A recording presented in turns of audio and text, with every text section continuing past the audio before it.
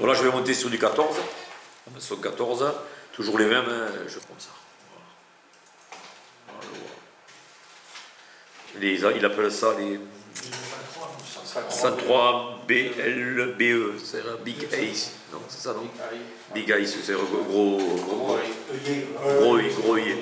Alors, l'avantage, c'est que les billes, elles passent pas à travers.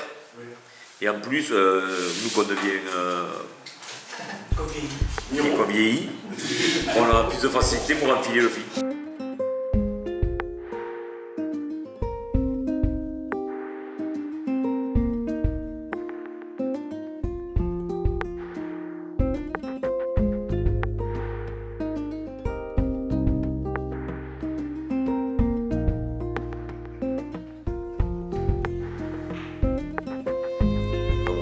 La bille, on va la positionner, on la décale.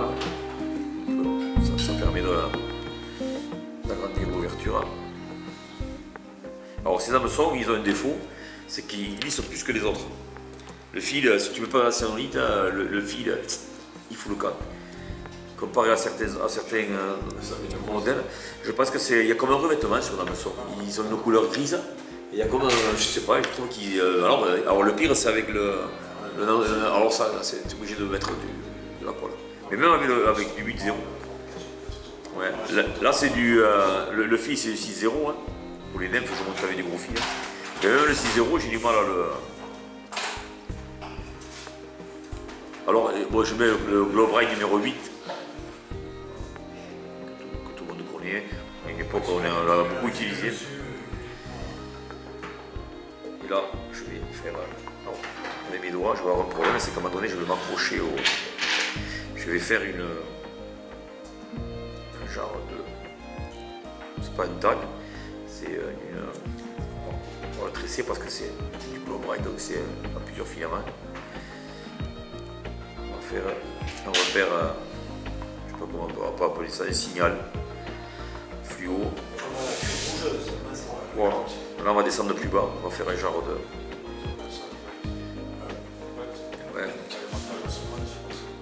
Ouais, c'est ça.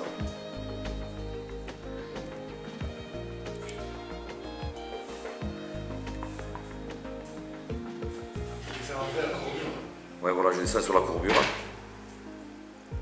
Pour dégager. En fait, c'est un signal. C'est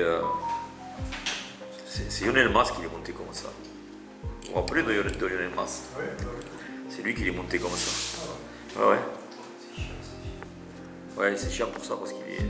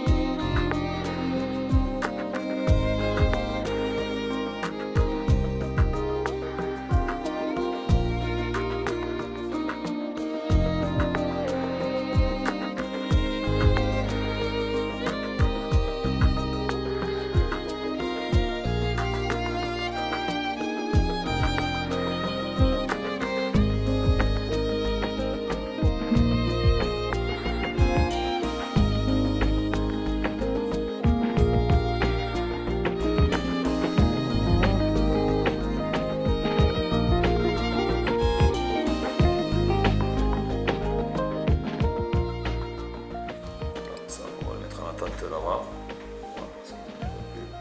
Maintenant je vais mettre mes cercles. Ouais, c'est Lionel Mas qui les montait ces mouches. Qui montait les nymphes comme ça. Ouais, il y en a qui les montent avec les tags en faisant une collerette derrière la bille, c'est la plus connue. On peut les faire devant l'œillet. On fait devant la bille.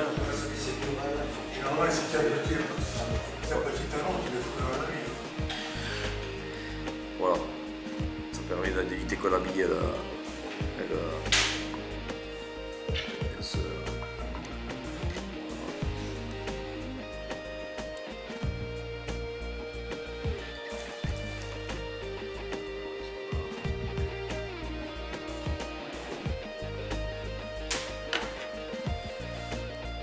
Ce montage, vous allez voir quand c'est fini, elle a durera plus.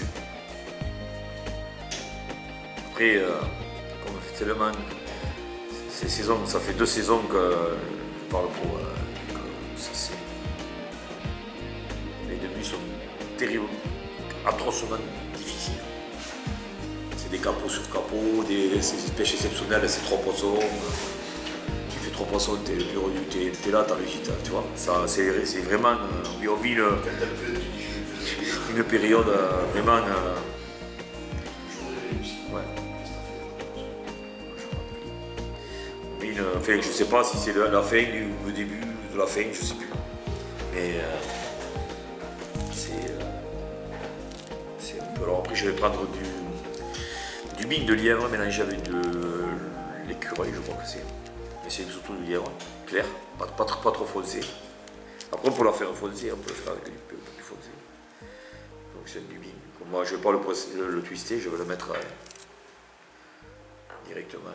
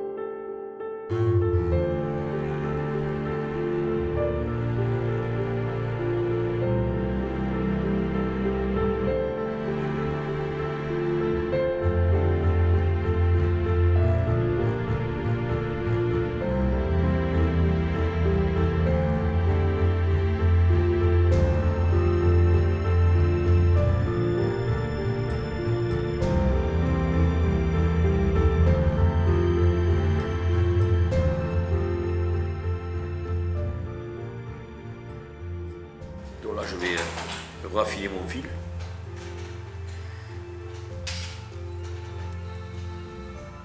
Je vais le tresser.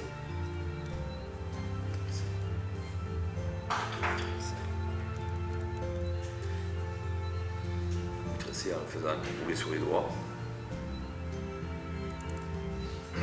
Et là, je vais le coincer parce que sinon il va se détresser.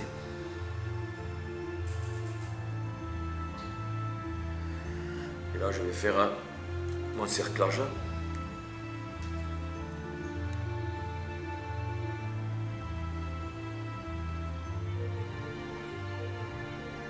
Inspire non jointive dans les espaces de près de 2 mm.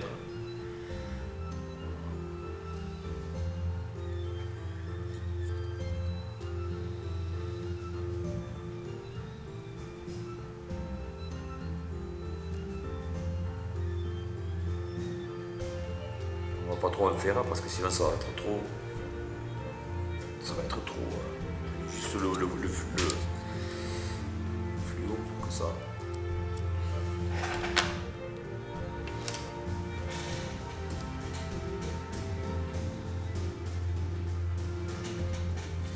Alors, je vais mettre un peu de dubing de lièvre débourré que j'ai. Mais bon, on peut le faire, on peut laisser comme ça. Hein. Rien que pour faire un peu plus foncer la tête. Hein.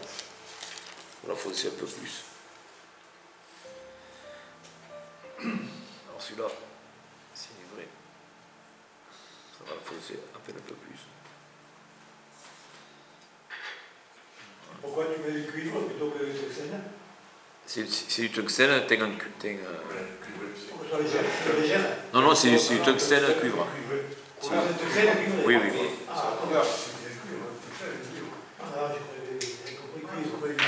C'est la couleur cuivre, mais c'est du tungstène. Après, c'est sûr, si le tungstène est hors de prix, on fera comme avant, hein. On mettra du laiton avec du plomb.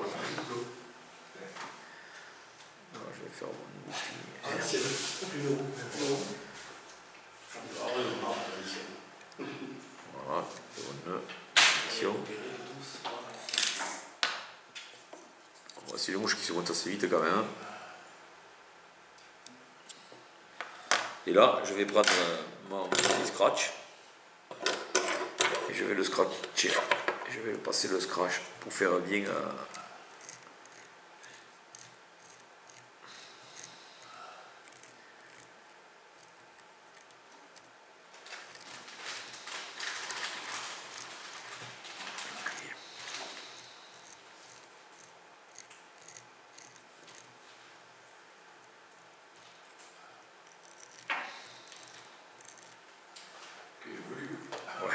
Ouais, c'est le but. Le but c'est ça, c'est que ce soit velu. Dans l'eau, ça va faire ressortir le côté fluo du orange. Là. Ça va donner un aspect. Je vais mettre un petit coup de cyanure pour pas que l'anneau se défasse. Voilà. Il faut que ce soit vachement velu.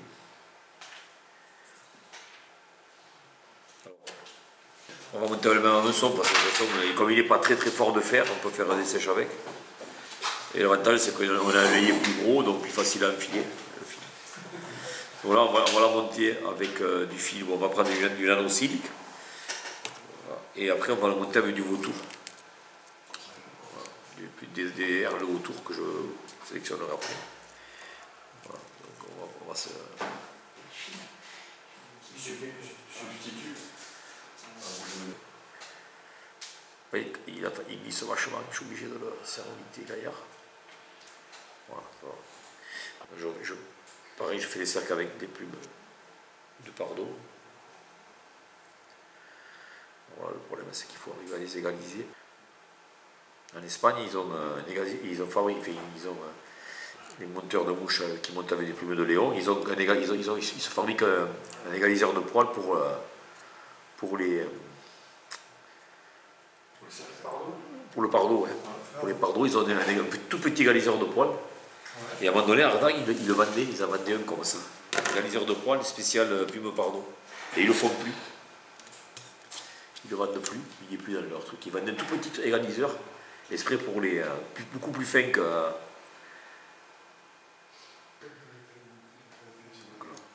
On va monter jusqu'à là, on va faire un petit corps fait.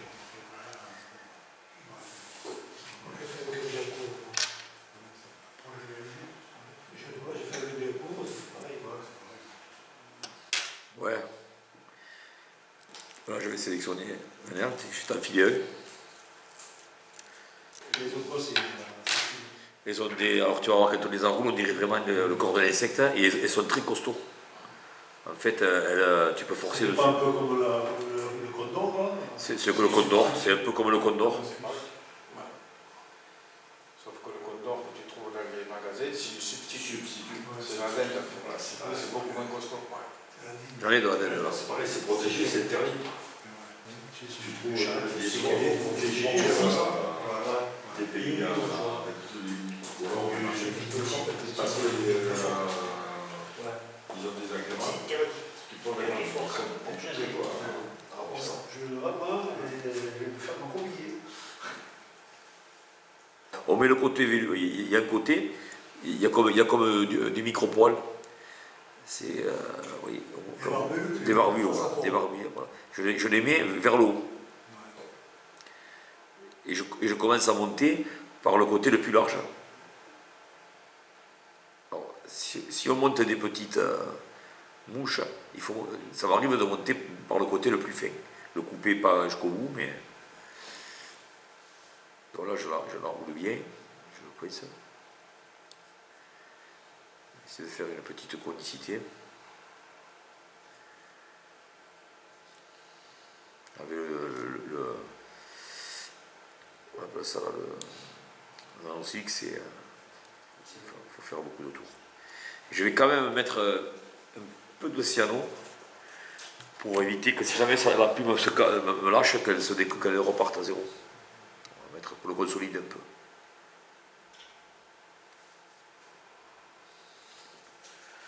Je vais répartir.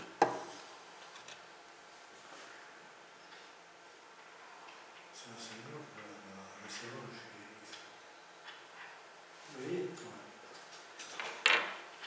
Je vais quand même pas. Non, c'est bon. Et tu l'as prise chez Eric, ça va? Non, non, non, je l'ai pris sur Amazon.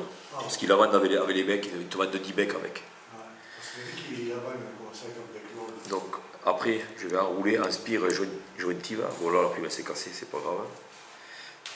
Il est fin le bout, elle va se péter, c'est pour ça que. Donc là, je démarre. Putain de l'eau. Sérieux. J'espère que ça va pas aller trop loin. Je vais démarrer. Voilà, une. Donc les spires, on les met côte à côte, jointive. Vous allez voir que ça fait vraiment le.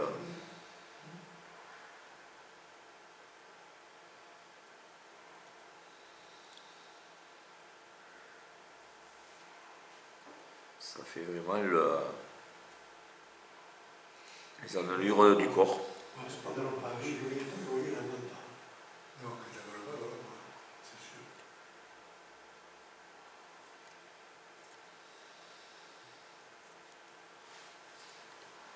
Après, quand les teintés, on peut le faire aussi avec un marqueur indélébile, hein, vert olive ou ça se fait au rouge, ça se fait aussi. Voilà, voilà. Jusqu'à là, c'est bon. Alors, c'est vrai que le Côte d'Or, ben, vous avez l'avantage d'avoir toute la plume qui est. Mais là, bon, ça va quand même, ça rend bien. Ça rend.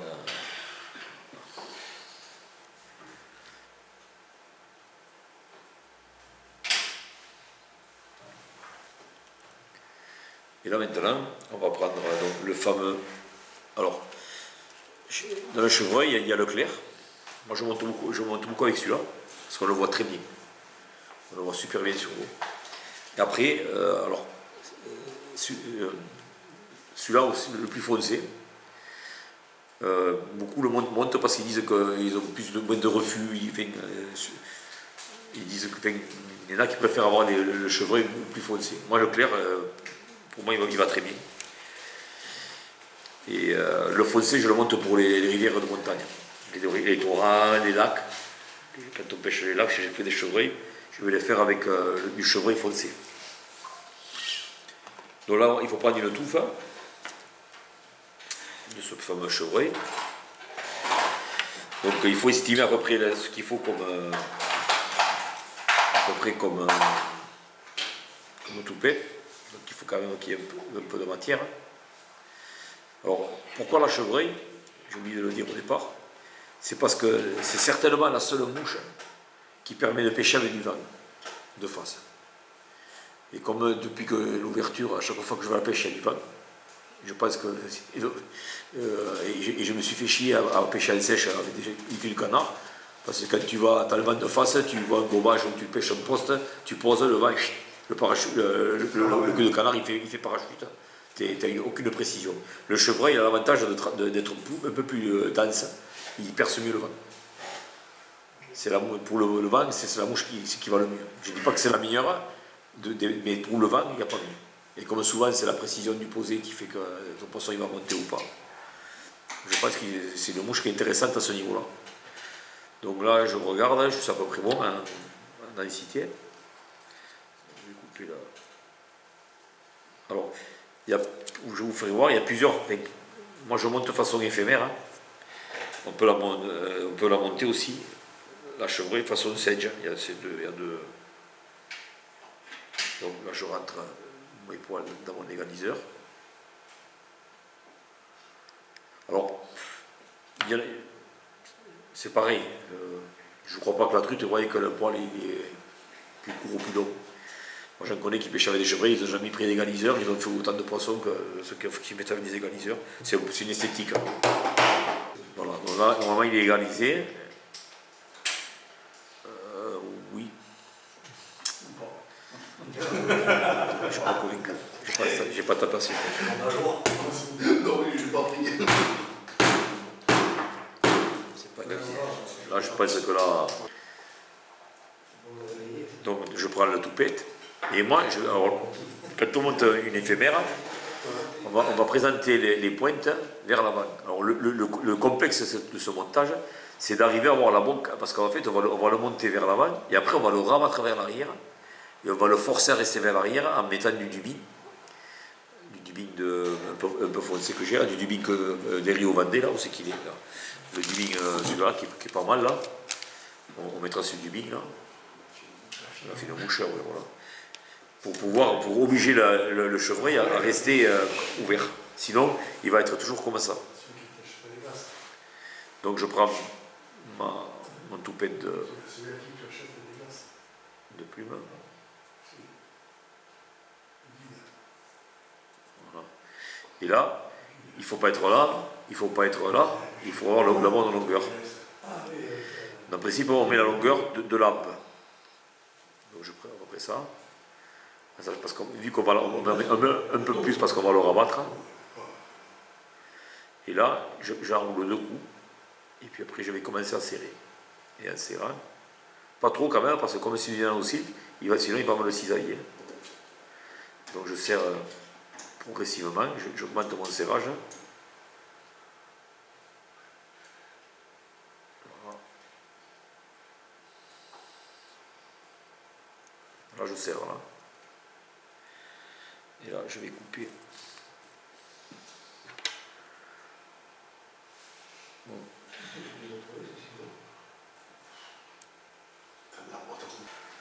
Voilà, là j'ai coupé.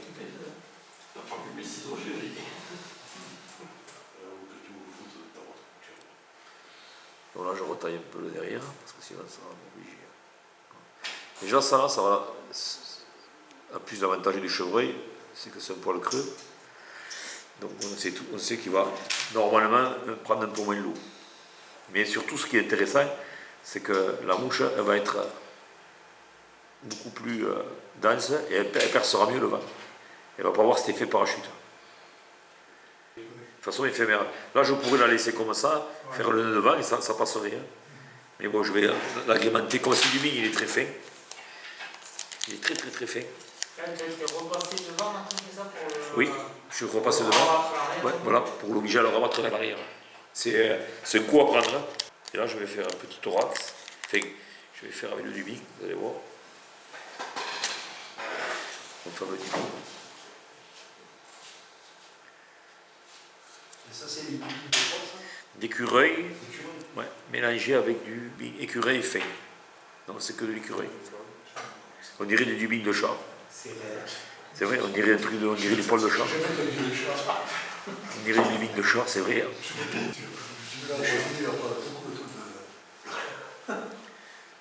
Voilà, il est passé derrière. Voilà. Derrière.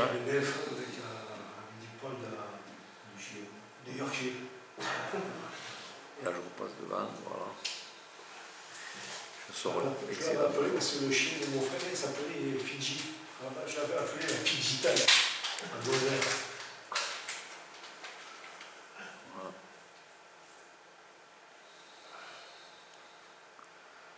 Après, on la retaillera.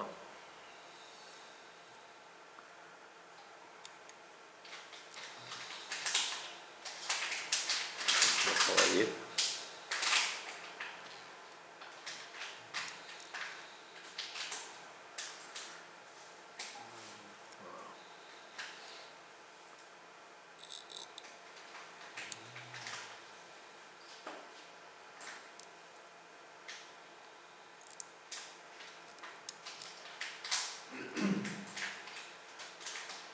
On savait qu'elle a un gros œil, celle-là. Ouais. Parce que t'es près du mort. Ouais. Non mais c'est ça.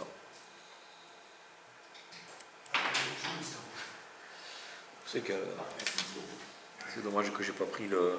J'ai oublié de prendre le brûleur de poil. Ce chevreuil blanc comme ça. Le briquet, c'est officiel. Ouais, c'est pas beau. Briquet.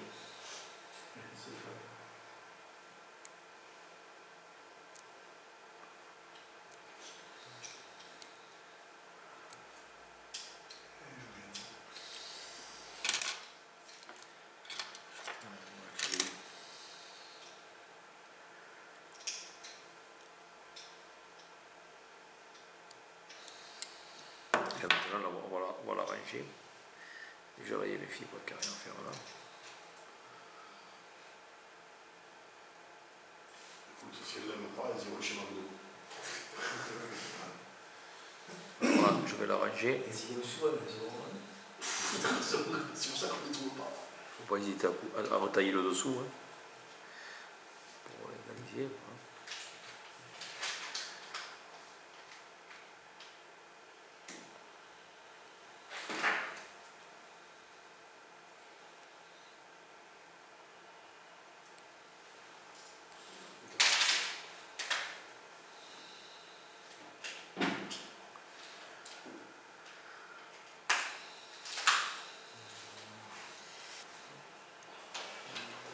Il n'est pas bouché, mais tu vois, ça aurait eu besoin d'un coup de personne là, le brûle au poil. Je vais laisser comme ça. Bon, là, il passerait le fil. Hein. C'est bien fait. Il te donne une heure, il te conseille la sport. C'est fini, il te disait que c'est fini. Non, même ça. C'est fini. Voilà, je mets un peu de cire. Là,